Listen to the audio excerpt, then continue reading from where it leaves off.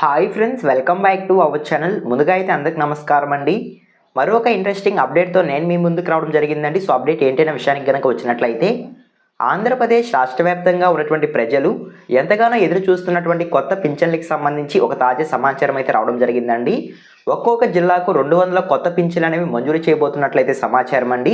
ఈ కొత్త పింఛన్లు ఎవరికి ఇవ్వబోతున్నారు, ఏ విధంగా దరఖాస్తు చేసుకోవాలి, ఎప్పటి నుంచి దరఖాస్తులు విడుదల చేసే అవకాశం ఉంటుంది అనేటువంటి పూర్తి సమాచారం వీడియోలో తెలియజేస్తాను. వీడియోని ఎక్కడ స్కిప్ చేయకుండా చూడండి, అప్పుడే మీకు పూర్తి సమాచారం అర్థమవుతుంది.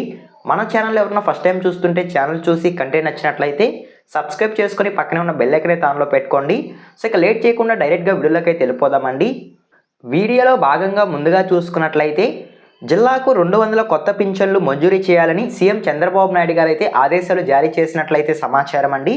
పెన్షన్ల మంజూరీపై సీఎం చంద్రబాబు నాయుడు గారు కీలక నిర్ణయం తీసుకున్నట్లయితే సమాచారం. ఇప్పటి వరకు పెన్షన్ల మంజూరీలో కలెక్టర్లకు విచక్షణాధికారం లేకపోవడంతో బాధితులకు న్యాయం జరగడం లేదని ఐఏఎస్ కలెక్టర్ల సదస్సులో ప్రస్తావన రావడం జరిగింది అంటే సమాచారం అండి.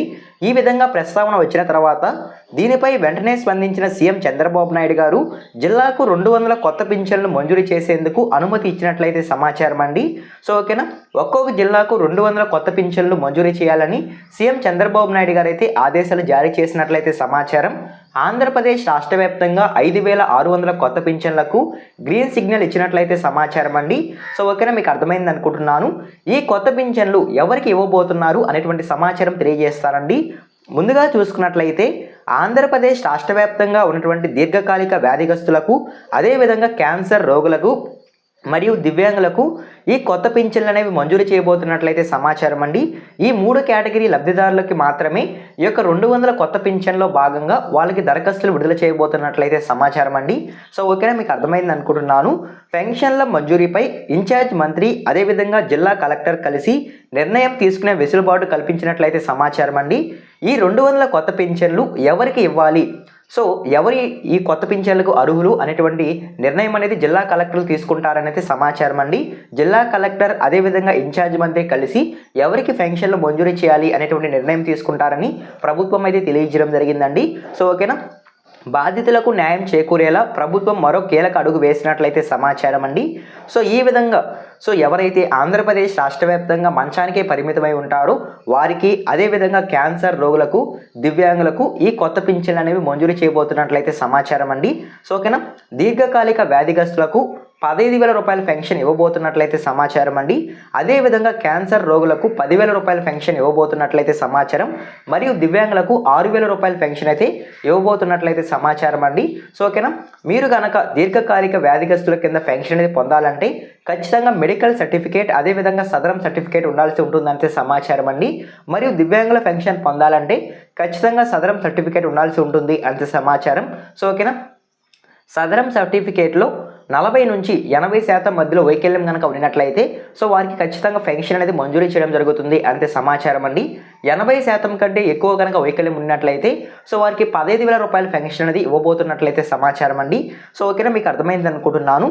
ఈ విధంగా ఒక్కొక్క జిల్లాకు 200 కొత్త పింఛన్లు అనేవి త్వరలో మంజూరు చేయబోతున్నట్లయితే సమాచారం అండి.